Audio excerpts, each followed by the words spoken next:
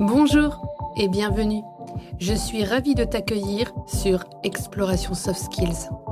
Je suis Morgane Ansperger. Je suis une entrepreneuse créative depuis 2020. Je vais recevoir ici des invités inspirants qui tous les 15 jours vont partager leur histoire. Toi, je t'invite à faire comme mes invités, un petit pas vers de nouvelles habitudes pour un grand pas qui va développer tes soft skills. Très bonne écoute! Bonjour, je suis ravie aujourd'hui d'accueillir Fanny. Bonjour Fanny, comment vas-tu?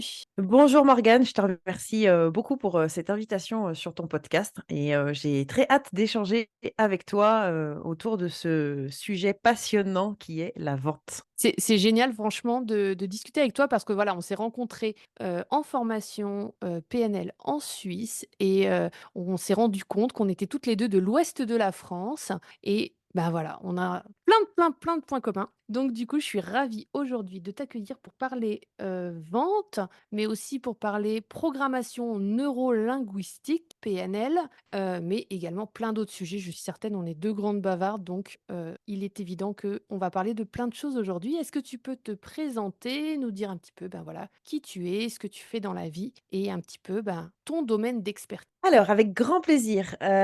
Donc j'ai commencé en fait, par la comédie et le chant, donc ça dans la vingtaine d'années. Ensuite, j'ai été pendant plus de 10 ans responsable commercial dans un groupe international de prêt-à-porter et j'ai débarqué, dans le prêt-à-porter, ça a été un petit peu à un hasard, on va dire et à quelque chose, une des superbes, surprises de la vie, j'ai envie de dire. Puisque c'est un métier que j'ai du coup découvert, le métier de commercial et que j'ai adoré. J'ai adoré et j'ai appris, sur le tard et j'ai découvert les rouages, de la vente au fur et à mesure, en fait, des années puisque je suis restée plus de 10 ans, dans la même société et de passer de la scène théâtre à la scène de vente au final, il y a quand même des liens qui sont là.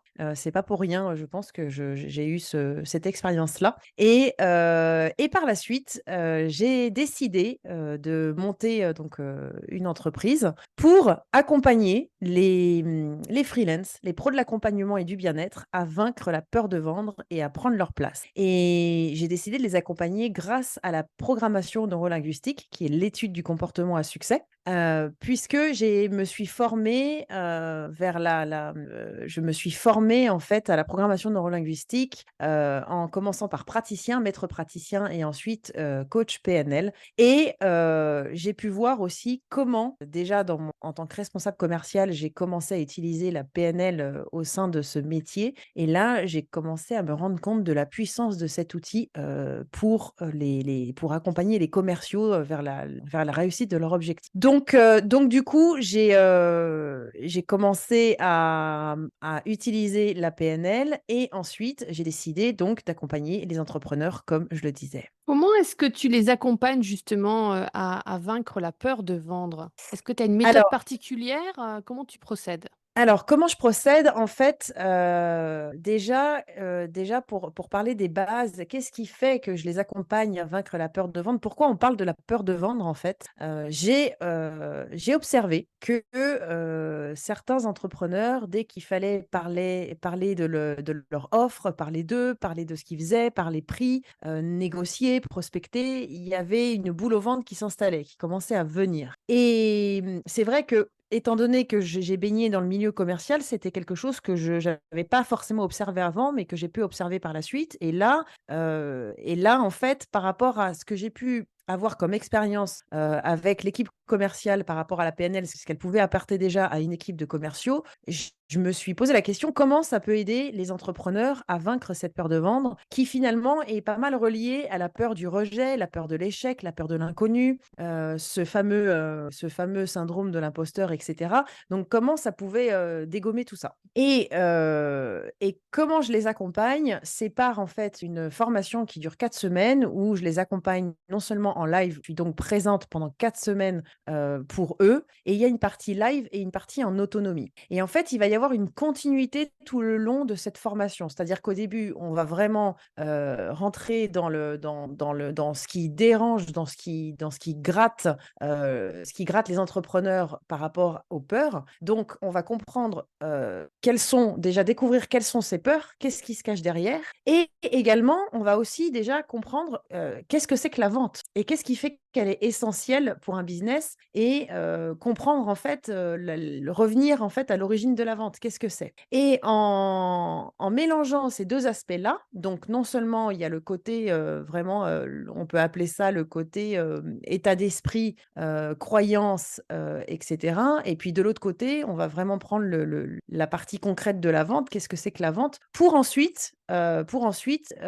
Aller voir, s'il y a des offres existantes et comment elles sont constituées, est-ce que les personnes peuvent retravailler dessus ou est-ce qu'il y a création d'offres pour pouvoir les valoriser. Donc là, on va parler des prix et là, quand on parle de prix, c'est hyper important. C'est hyper important parce qu'en fait, ça va vraiment déterminer la rentabilité de l'entrepreneur, de l'entreprise, de l'entrepreneur et ça va aussi être important par rapport à la confiance, que l'entrepreneur va avoir. C'est-à-dire qu'un entrepreneur qui applique des prix bas par peur du rejet, par exemple, finalement, il va commencer à rentrer alors j'aime bien appeler ça une roue de hamster où il va rentrer dedans et puis il va commencer à avancer, sauf qu'en fait, ça va pas vraiment avancer comme il veut parce que le prix n'a pas été fixé de façon juste, et pour son business et pour lui et pour l'entrepreneur. Donc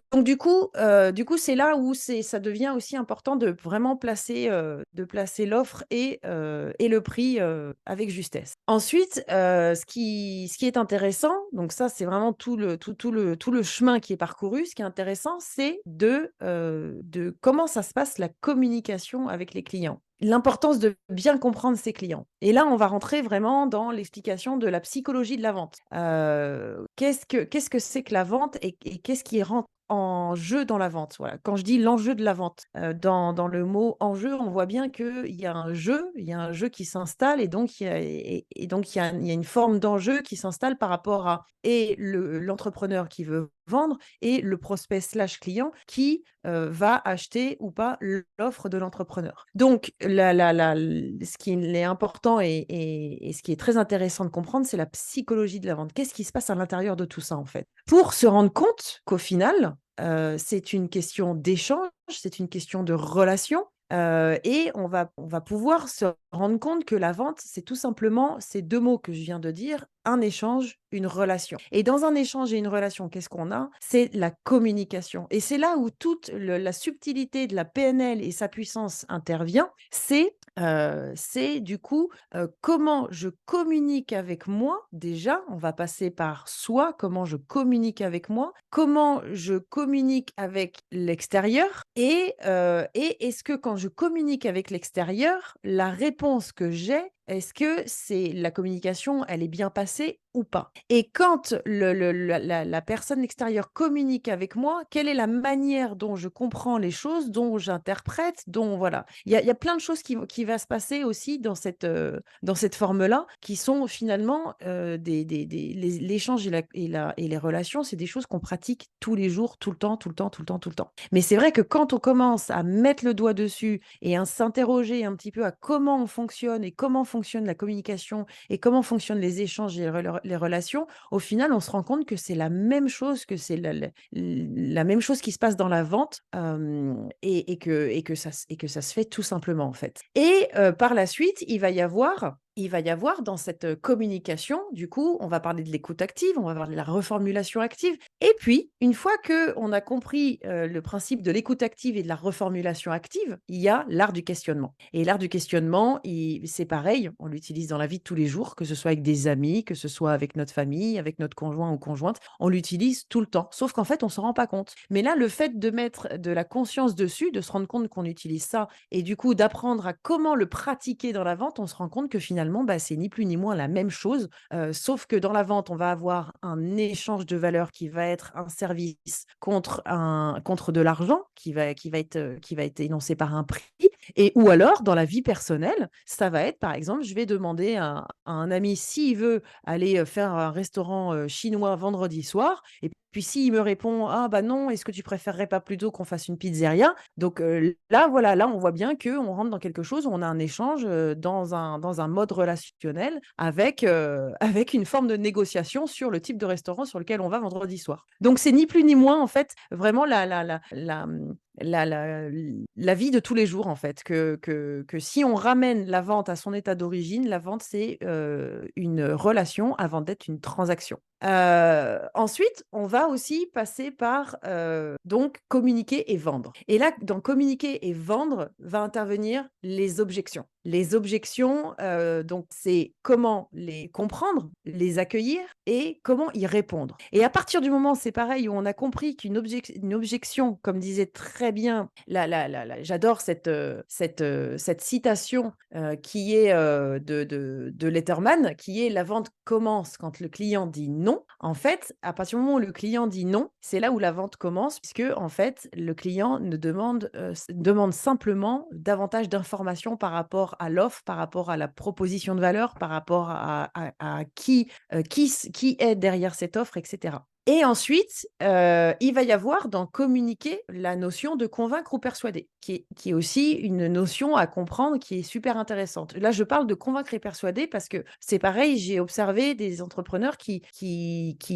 pouvaient venir, me dire: «Écoute, moi, j'ai peur de convaincre, j'aime pas j'aime pas comme ça convaincre les gens, j'ai l'impression de passer pour un marchand de tapis, c'est pas quelque chose que je suis pas à l'aise avec ça». Et sauf qu'en fait, quand ils se rendent compte que convaincre et persuader, c'est 2 notions différentes et qui sont utiles à des moments donnés dans le processus de vente, là, ils se disent: «OK, bah, en fait, c'est ça va, en fait, je le fais en plus, je le fais déjà, finalement, je le fais déjà finalement, par exemple, avec mon conjoint». Voilà.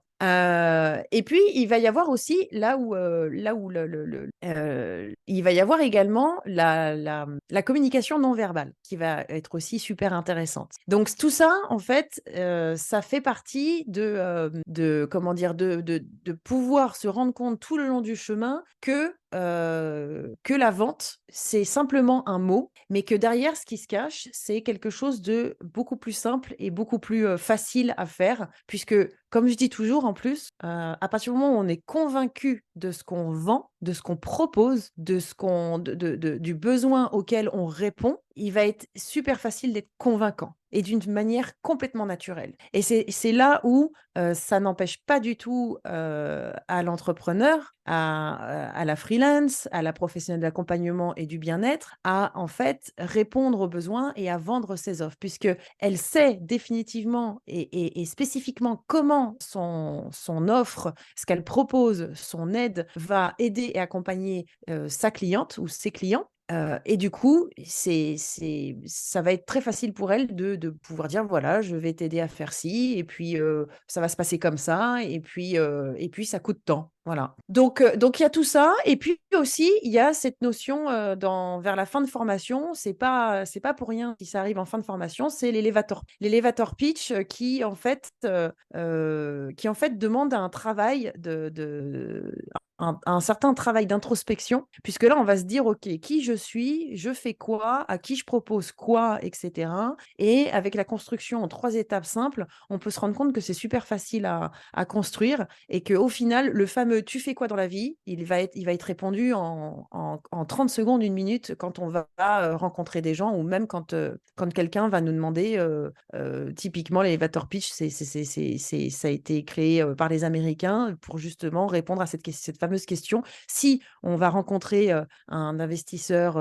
potentiel dans un ascenseur, et qui vous demande le fameux, «Qui vous êtes? Vous faites quoi?» Donc tout ça est vraiment un cheminement, en fait, j'ai envie de dire, de passer de la crainte de vendre à l'aisance et à l'authenticité, puisque ce qui est important dans la vente aussi, c'est de rester soi-même, c'est d'être soi, c'est de pas aller forcément, aller chercher des choses qui sont pas, des façons d'être ou des façons de parler qui sont pas propres à la personne, mais vraiment de rester soi-même et authentique puisque aussi dans la vente, comme je disais, c'est un échange et une relation, la personne l'acheteur va aussi acheter parce qu'il y a eu il s'est passé quelque chose dans la relation. Parce que la personne, l'acheteur a aimé la personnalité entre guillemets, «du vendeur». Parce que, l'acheteur a apprécié la manière dont il a été accueilli par, l'entrepreneur. Donc il va vraiment y avoir plusieurs aspects dans la vente. Donc ce que je dirais, c'est qu'il faut pas simplement voir le mot vente tel qu'il est et il faut pas simplement voir le mot argent tel qu'il est, mais vraiment ramener ça à quelque chose de beaucoup plus simple qui est vraiment sous forme de relation. Est-ce que tu as remarqué que les femmes ont encore plus peur de vendre que les hommes? Alors, en effet, j'ai pu observer ceci, sachant qu'au tout début où j'ai démarré mon entreprise, moi-même, j'avais envie, autant de former les hommes que les femmes. Et puis encore une fois, dans le milieu commercial, les femmes n'étaient d'ailleurs pas affectées par cette peur de vendre. Et en fait, plus j'ai avancé et affiné aussi mon offre et que, j'ai commencé à avoir de la visibilité, plus j'ai eu des femmes qui sont venues vers moi. Et alors, ce que je vais dire là, ça concerne vraiment uniquement que ma perception. Est-ce que et puis voilà, je vais le faire sous forme de question, mais est-ce que ce serait le côté émotionnel qui rentre en jeu chez la femme, l'empathie, qui fait que cette observation que ce soit plus les femmes qui aient cette appréhension de la vente, est-ce que c'est ça qui joue? Peut-être, je sais pas, mais c'est une question qui reste intéressante, puisqu'effectivement, effectivement, il y a le côté où, j'ai entendu des femmes dire: «Ah bah non, mais je suis de je j'accompagne, les femmes à être mieux dans leur vie» ou «J'accompagne les femmes à gagner en confiance en elles, alors du coup je vais pas,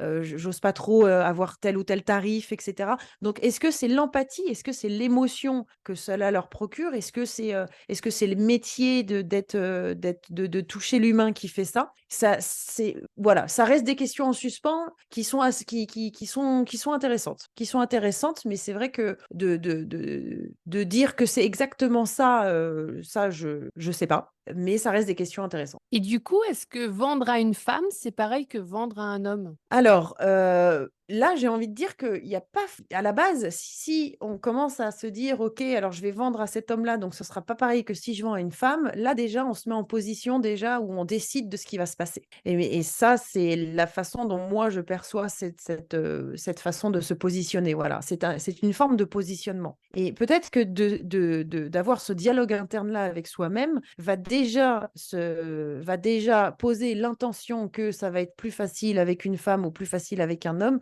J'aurais tendance à dire que, le principal, c'est d'y aller et de voir ce qui va se passer. Bah, j'adore. Et toi, du coup, pour avoir cette capacité à former, à traverser des challenges, à changer de vie, professionnelle aussi, tu as dû développer des soft skills particuliers. Est-ce que tu pourrais nous parler de tes 3 à 5 soft skills fortes? Alors oui, tout à fait. Alors celles qui sont, je vais parler d'abord, si tu veux, des soft skills qui sont existantes, j'ai envie de dire depuis peut-être la naissance.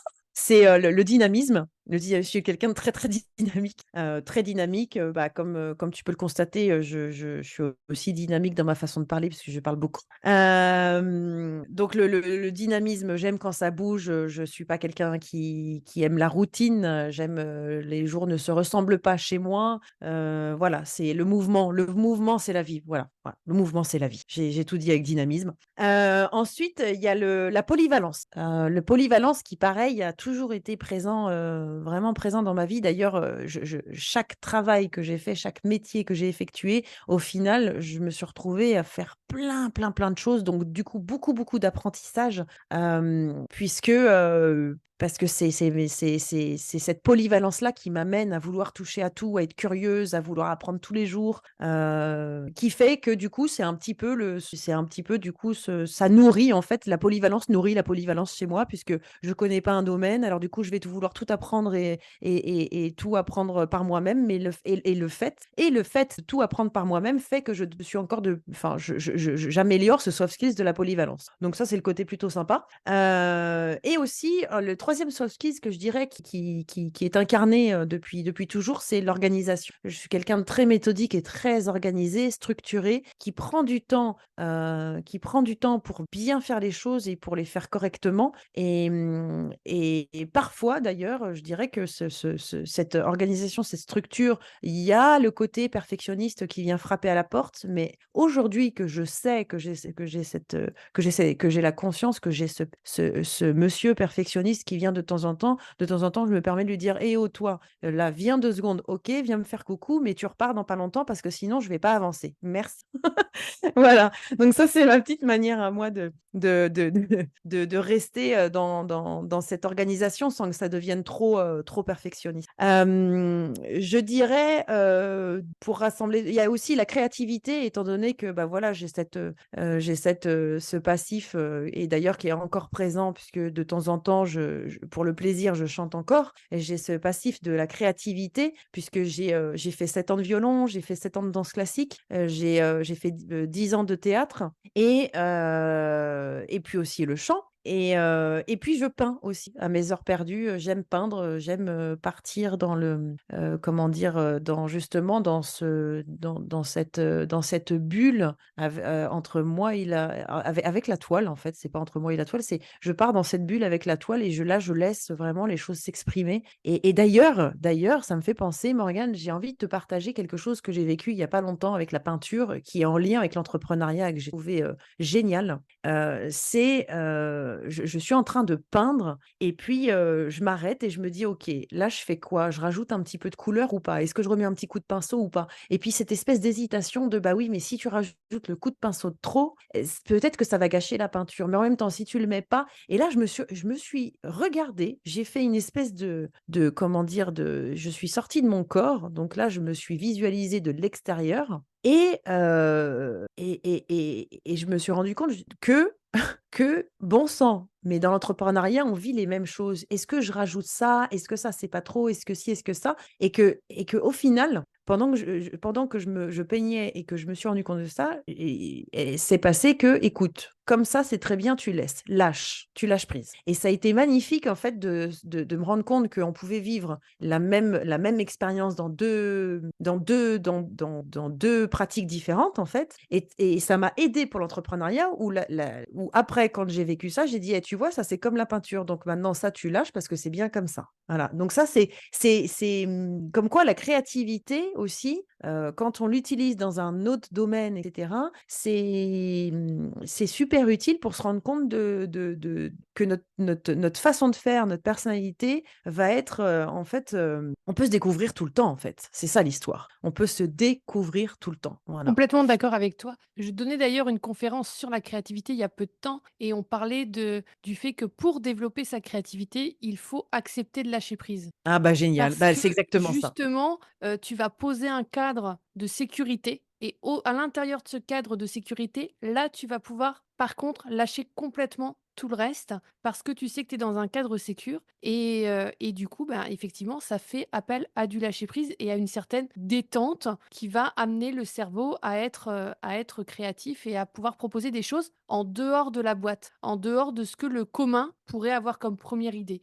L'attitude créative va être de toujours avoir un petit pas de côté, un peu tangent de ce que ferait, la moyenne des gens ou de ce que ferait, Ah c'est ça. naturellement les choses, en fait. Ah, c'est ça, c'est ça. C'est exactement ça et d'où tu dis le pas de côté, là je voyais déjà tu sais les artistes peintres justement qui font ce pas de côté physiquement pour voir OK et c'est ça que j'ai fait d'ailleurs à ce moment-là et hyper intéressant et ouais, complètement. Tu as bien très, très bien résumé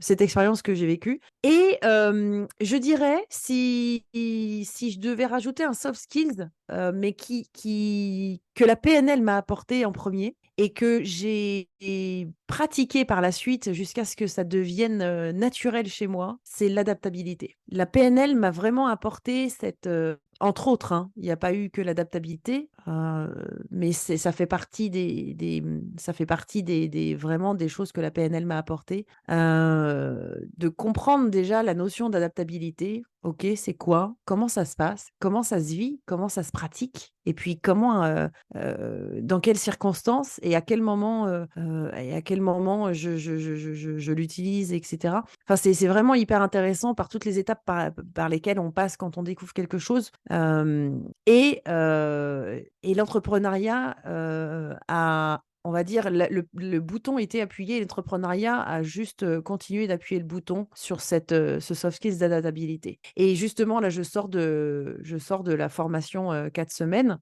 que j'ai fait il y a 15 jours, un mois. Et le soft skills d'adaptabilité a été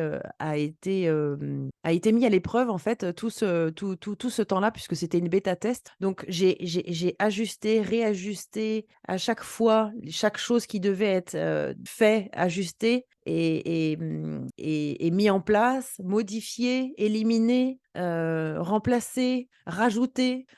Il y a eu pas mal de choses comme ça, pas forcément sur le contenu de la formation, mais surtout sur l'expérience client, sur le comment, la plateforme de formation. OK, ça c'est pas lisible ici, il faut que ce soit mieux là. OK, ça, il faut que ce soit de telle couleur parce que là, du coup, ça a pas été vu. OK, voilà. Donc ça a vraiment été aussi, le soft skills qui a été utilisé, dans l'entrepreneuriat, comme je disais, le bouton a continué d'être appuyé, quoi. Et quel bonheur de se rendre compte que en fait, par le feedback des gens, parce que c'est vrai que quand on est soi, c'est différent, mais par le retour des gens, le feedback, ce que les personnes peuvent dire, c'est, «Ah mais, tu es tellement flexible, c'est fou», et c'est là où en fait, on se rend compte que, on a gagné un soft skills. Comment est-ce que tu fais pour collecter le feedback des gens que tu accompagnes? Alors, comment je fais? Alors comment j'ai fait là pour la bêta test typiquement? Eh bien,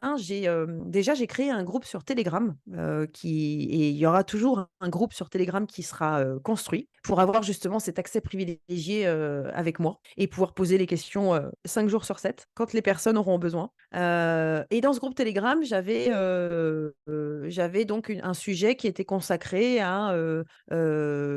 justement, aux questions, au feedback, et cetera. Donc là, j'ai pu collecter ces informations et aussi, dans la formation, il y a un questionnaire de début, un questionnaire, au tout début du parcours. Il y a un questionnaire au milieu, donc là, il y a votre parcours jusqu'ici et à la fin, il y a un questionnaire, de clap de fin où là, on va reprendre les éléments de comment la personne, comment ça s'est passé pour elle de A à Z, en fait. Est-ce que c'est facile de recevoir du feedback? C'est génial. Ah, toi, tu adores C'est recevoir du génial. feedback. Alors, il y a une belle phrase que j'adore, c'est que, «Il n'y a pas d'échec, il n'y a que des apprentissages» et justement, le feedback, il intervient à ce moment-là. Puisqu'en fait, quand on fait des choses, il y a des moments où on les fait super bien de la première fois, wouh, c'est génial et puis il y a des moments où ça va pas forcément se passer comme on l'a voulu ou alors on va se rendre compte peut-être qu'on peut ajuster telle ou telle chose et c'est grâce à ces feedbacks-là, en fait, où on s'en rend compte. Si, par exemple, là, je prends l'exemple, j'ai envie de prendre l'exemple de la musique. L'exemple de la musique, qu'est-ce qui fait qu'un chanteur, il sait si son concert, voilà, on entend souvent les chanteurs qui disent à la fin: «Oh, ce soir, le public, il était comme ci ou il était comme ça» ou «Je me suis senti comme ci, je me suis senti comme ça» et cetera. Mais comment il peut se baser sur ce feedback? Parce qu'en fait, c'est aussi comment le public il a réagi, au concert, à telle ou telle chanson. Sur 10 chansons, il y a peut-être, 5 chansons où le public il a fait: «Ouais!» et à ce moment-là, le chanteur, il sait que cette chanson-là, c'est peut-être la chanson préférée du public. Mais s'il a pas ce feedback, le chanteur, comment il peut savoir? Comment il peut savoir que c'est cette chanson-là où il va devoir mettre le focus? C'est cette chanson-là qui va peut-être être le levier de progression pour vendre son album. Comment il peut savoir ça s'il y a pas de feedback? Donc c'est pour ça que le feedback, il faut vraiment le voir d'une manière toujours, toujours, toujours, toujours positif. Et après, c'est aussi, d'avoir les feedbacks. À force d'avoir les feedbacks, on se rend bien compte des feedbacks qui sont dans la construction, qui sont constructifs et puis les feedbacks qui sont peut-être des feedbacks, où bon, OK, ça je le prends en compte, je vais le mettre en deuxième position. Voilà, il y a aussi ces choses-là qu'on peut faire et non, j'ai perdu donc c'est tout. L'image qui me venait quand j'étais en train de t'écouter, c'était, est-ce que le feedback, ce serait pas un peu comme un cadeau? C'est-à-dire que c'est un cadeau, qui peut être facile à recevoir, un cadeau qui peut être, plus difficile à recevoir, un cadeau qu'on offre, et un cadeau qu'on peut demander, qu'on peut réclamer en fait aux gens en qui on a confiance en fait finalement, parce que tu demandes du feedback à ceux qui t'ont fait confiance, à tes clients, et toi tu acceptes aussi de te remettre en question et d'accepter que ce que tu proposes est en construction en fait. Complètement, c'est des cadeaux. C'est des cadeaux, il y a alors ça me fait penser à cette notion de miroir, en fait. Quand, il y a cette notion de miroir et après il y a cette notion de choix qui arrive. Par exemple, le matin, une femme, elle se lève, elle va devant son miroir et puis elle voit un bouton blanc. Alors, il y a plusieurs, possibilités pour elle. Donc là, le miroir va lui renvoyer un feedback que: «Ah bah tiens, il y a un bouton blanc, bon, voilà, qui est là?» Donc ça, c'est le feedback. Maintenant, il y a plusieurs façons de réagir face à ça. C'est, bon, bah, je le laisse, c'est pas grave, j'en prends pas compte. Bon, je vais mettre du fond de teint, pour le cacher ou bon, bah, je vais m'en occuper là, ça m'agace, je vais le faire. Et c'est là où voilà, qu'est-ce qu'on en fait de ce feedback, de ce cadeau? Qu'est-ce qu'on en fait? Et au final, quoi qu'il arrive, même si on n'en fait rien, ça reste une action, hein. Mais par contre, on peut choisir de qu'est-ce que je fais de ça? Est-ce que je le mets de côté et je le reprends plus tard et bon, on verra bien ce qui on verra bien? Ou est-ce que le feedback, je vais le lire, je vais voir et puis je vais tout de suite mettre en action les changements nécessaires, les ajustements nécessaires par rapport à ce que je viens de recevoir. Mais c'est vrai que, et c'est là où je disais qu'il y a aussi il y a aussi une différence de feedback. Je ne sais pas si tu voulais aussi peut-être parler de ça, Morgane, du fait que de temps en temps, il y a des feedbacks qui peuvent faire du mal et cetera. C'est là où aussi l'origine du feedback. Quelle est l'origine du feedback au final? En tout cas, jusqu'à aujourd'hui, moi, j'ai pas eu de feedback qui était d'origine juste, à être méchant. Maintenant ça existe, mais ça c'est, comment dire? Là, c'est pareil, c'est aussi prendre du recul et se dire: «OK, c'est qu'est-ce qui se passe là? Qu'est-ce qui fait que la personne me dit ça? Est-ce que je choisis de le prendre pour moi ou pas? Est-ce que je choisis d'être impactée par ce feedback ou pas? Est-ce que ce feedback» alors j'en ai eu, tu vois, Morgane, je veux dire, j'ai eu des feedbacks, qui, finalement, j'ai eu un feedback, sur, comment ça s'appelle? Sur le fait que, par exemple, attends, j'essaye de te retrouver exactement le truc, mais c'était, oui, c'était sur le fait que, un outil utilisé n'était pas très pratique comme, Telegram. Que Telegram, par exemple, c'était pas, que les gens étaient pas forcément habitués aujourd'hui à Telegram. Alors Telegram, il faut savoir pour ceux qui connaissent pas, c'est un WhatsApp, voilà, c'est un WhatsApp, c'est un mélange moi je dirais que c'est un mélange de WhatsApp et de Slack, et c'est interactif et je trouve ça très ludique. C'est pour ça que j'adore Telegram, donc là, il y a eu un feedback, la personne, «Oui, Telegram, je suis pas trop fan». Mais j'ai eu que ce feedback-là. Donc c'est à moi de choisir. Est-ce que finalement, moi, par rapport à mon organisation, ma structure, la formation et cetera, est-ce que je prends en compte ce feedback qu'il y a eu une personne qui a dit que c'était pas son outil préféré à elle? Est-ce que donc je prends en considération ça pour une personne, par rapport à l'entièreté de ma formation? Ou est-ce que j'attends de voir s'il y a plusieurs, retours comme ça de feedback qui sont exactement la même chose, à ce moment-là, je modifie, Mmh. l'outil utilisé. Ouais, en fait, tu passes, Donc c'est le feedback par des filtres, en fait. Tu vas filtrer beh, le alors c'est feedback. marrant Est-ce que parce tu que gardes? Est-ce que tu gardes pas? Est-ce que tu réajustes alors, il pas? y a effectivement sur tous les feedbacks qu'on reçoit c'est pour ça que je dis, il faut toujours garder quand même faut toujours garder quand même son libre arbitre d'un côté parce que si tu commences à prendre en compte tous les feedbacks que tu reçois, à ce moment-là, tu t'en sors pas. Je sais de ce que sur un puzzle, si on te met, plein de morceaux puzzle écarquillés partout, je suis pas sûre que le puzzle, il arrive à se construire, aussi rapidement que ce que tu souhaites. Donc c'est important d'avoir, de rester toujours dans l'écoute, l'adaptabilité et cetera par rapport à tous les feedbacks parce que c'est hyper intéressant d'avoir les retours le retour de chacun. Surtout qu'en plus, là, si je reviens à la vente, dans la notion de feedback, on a la notion de besoin. aussi. Le prospect slash le client va énoncer ses besoins quand il va faire des feedbacks. D'où l'intérêt d'être à l'écoute aussi des feedbacks. Il y a pas que les feedbacks d'expérience, il y a dans la communication, dans la vente. Oui et puis c'est là aussi que tu peux, fidéliser le client et aussi améliorer ton produit pour que, pour l'expérience Complètement, client suivante, il soit encore plus pertinent et qu'à terme, tu puisses aussi, toi, augmenter ta grille tarifaire et ta la valeur de ce complètement. que tu proposes, hein. Complètement, c'est exactement ce que je disais au tout début par rapport à cette notion d'échange et de relation. Par exemple, tu vas, une ou un ami, tu vas, au fil de la construction de la relation, tu vas apprendre à la connaître cette personne et puis à un moment donné, il arrive son anniversaire et tu vas savoir quel cadeau lui offrir qui va correspondre à ses envies/besoins et ça va être le parfait cadeau pour cette personne puisqu'il y aura eu un échange, une relation, une construction qui va faire que tu vas tomber dans le mille. Donc en fait, la vente, c'est ça aussi. Un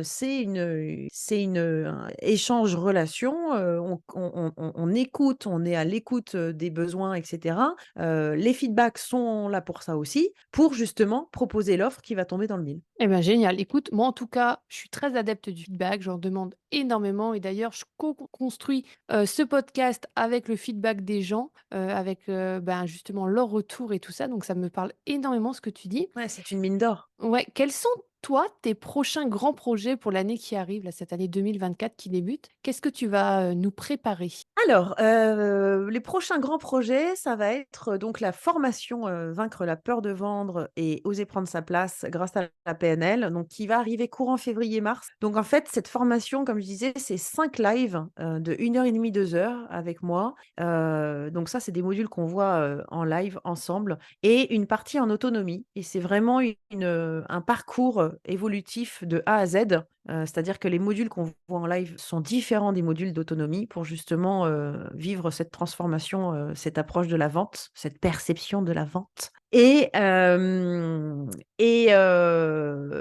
donc cette formation, comme je disais, courant février-mars où, en fait, ce sera des cohortes de 10-12 personnes maximum parce que je veux privilégier vraiment la qualité et pouvoir apporter un accompagnement de qualité, aux personnes qui feront partie de cette formation donc il y a ça et également, à côté de ça, j'ai aussi, la chance d'accompagner une autrice, qui a sorti son livre d'ailleurs le 3 janvier, il y a 2 jours, aux éditions Duno, qui est «Accompagner le changement avec les neurosciences», qui est Anne-Laure Nouvion. Donc je l'accompagne pour l'organisation des conférences signatures pour la sortie du livre et puis, d'autres projets à venir, qui sont super, super intéressants, super excitants et comme je disais tout à l'heure, je n'aime pas la routine et c'est parfait puisque tous les jours, c'est des choses nouvelles et puis, le côté, neurosciences, qui est un sujet super passionnant que j'apprends à découvrir aussi, les neurosciences, grâce à cette, opportunité. Eh ben, Heu, écoute, donc moi donc j'ai voilà. très hâte, d'inviter, Anne-Laure, Nouvion sur ce podcast pour parler, neurosciences et soft skills, hein. On a quasiment déjà pris rendez-vous, hein, c'est presque déjà fait cette affaire-là. En tout cas, moi je suis ravie d'avoir tes ventes avec toi, feedback, et aussi, d'avoir pioché toutes les astuces que tu as partagées avec nous. Où est-ce que les gens qui te connaîtraient pas encore peuvent te suivre sur les réseaux ou te retrouver dans la vraie vie? Alors, tout d'abord, je suis en train de faire mon site internet. Donc, le site internet, c'est Fanny-du-6 yourpartner.com. Et pour, les réseaux sociaux, il y a Instagram. Donc là, c'est Fanny underscore, donc c'est le tiré du 8, Your Partner. Également, il y a la page Facebook Fanny Your Partner et puis, aussi, il y a le LinkedIn, c'est, avec mon nom Fanny Jacques. Voilà pour les réseaux. Eh bien génial, on va mettre, tout ça en dessous, hein. Je vais vous mettre tout, cliquable et tout. Vous avez juste à cliquer pour, retrouver, Fanny, sur tous les réseaux, et plus encore et puis suivre la formation, pour vaincre la peur de ventre. Est-ce que tu aurais un mot de la fin pour les auditrices et auditeurs qui nous écoutent aujourd'hui? Oui, bien sûr, le mot de la fin, je dirais que c'est une citation, parce que je suis très, très, très friande des citations. C'est une citation de Lao Tse qui est: «Un voyage de 1000 lieues commence toujours par un premier pas». Qu'est-ce qui fait cette citation, que je choisis cette citation? C'est parce que, quand on commence à vendre, que ce soit sa première offre, son premier produit, à parler de soi, à communiquer ses tarifs, à faire n'importe quelle chose pour la première fois, et ben, après c'est le début de plein d'autres fois, en fait, le plein, plein, plein d'autres fois, et par analogie, il y a on peut observer cet enfant de 1 an, entre 9 mois et 2 ans de mémoire. Mon fils a déjà 7 ans, je me rappelle déjà plus. Mais qui commence à marcher, et en fait, on peut se rendre compte en observant les enfants, quand ils font le premier pas, regardez après comment ils courent. Et ben, c'est pareil pour la vente. Eh bien, j'adore et d'ailleurs, je ne sais pas Fanny si tu as déjà écouté, l'intro ou l'outro du podcast, Exploration Soft Skills, mais je dis un petit pas vers de nouvelles habitudes pour un grand pas qui va développer vos soft skills. Donc on est J'adore. complètement raccord et en parlant de ça, tu sais, je pratique un exercice moi qui s'appelle la réunion dans ma tête, que j'aurai sûrement l'occasion de faire un épisode là-dessus et dans cette réunion dans ma tête, j'invite des gens autour de mon projet, des gens, fictifs, de personnalités célèbres autour de mon projet. Et dans un de mes projets qui était celui de participer au championnat du monde de lecture rapide et de mind mapping, je m'étais invitée moi-même, mais pas la moi-même d'aujourd'hui, la moi-même qui était en train de pousser un petit chariot de quand j'étais en train d'apprendre à marcher. Et c'était exactement ça que je C'est voulais génial, garder, j'adore. tu vois, de bah, je vais y aller, peut-être je vais échouer, certainement, mais je vais continuer, continuer, continuer. Et c'était cette moi, cette Morgane, qui avait, 1 an et demi, parce que moi j'ai marché relativement tard, qui va réessayer et qui va persévérer. Et ça, c'était extrêmement, inspirant pour mon moi-même d'aujourd'hui, le moi-même du passé. Génial, et c'est magnifique ce partage, j'adore, puisque ça montre bien cette notion de comparaison, parce qu'il y a aussi cette fâcheuse tendance, et on l'a tous fait, hein, si c'est pas, on l'a tous fait, c'est cette fâcheuse tendance à se comparer à l'autre, aux autres, où ils en sont, et cetera. Et en fait, c'est pas ça qui est utile et écologique, c'est la comparaison à qui on était hier. Là, c'est intéressant. Là, il y a vraiment des choses qui peuvent être, magnifiques à observer, et c'est ça que tu partages, et j'aime beaucoup. Eh ben, écoute, en tout cas, moi, j'ai hâte de lire les commentaires des gens, si eux aussi ou elles aussi, elles ont cette peur de ventre, si elles ont également envie de la surmonter en passant à l'action. Je serais Ah ravie oui, de lire en ça passant à l'action. et de te partager les commentaires, de ces personnes. En tout cas, moi, j'étais ravie d'échanger avec toi, sur ce sujet passionnant, qui est la vente. Je vous remercie d'avoir écouté cet épisode et je vous dis Merci à Morgane. très bientôt. Au revoir Fanny. À bientôt. Je te remercie d'avoir écouté cet épisode. On se retrouve dans 15 jours. Si cet épisode t'a plu, je serai ravie de lire ton commentaire et de voir ton like. Toi aussi, tu peux faire rayonner les soft skills en partageant cet épisode. Et pour continuer à les explorer, tu peux t'abonner à cette chaîne ou me retrouver sur tous mes réseaux sociaux sous le nom Morgane Ansperger ou Morgane Facilitation. Je te souhaite une très belle journée. À très vite!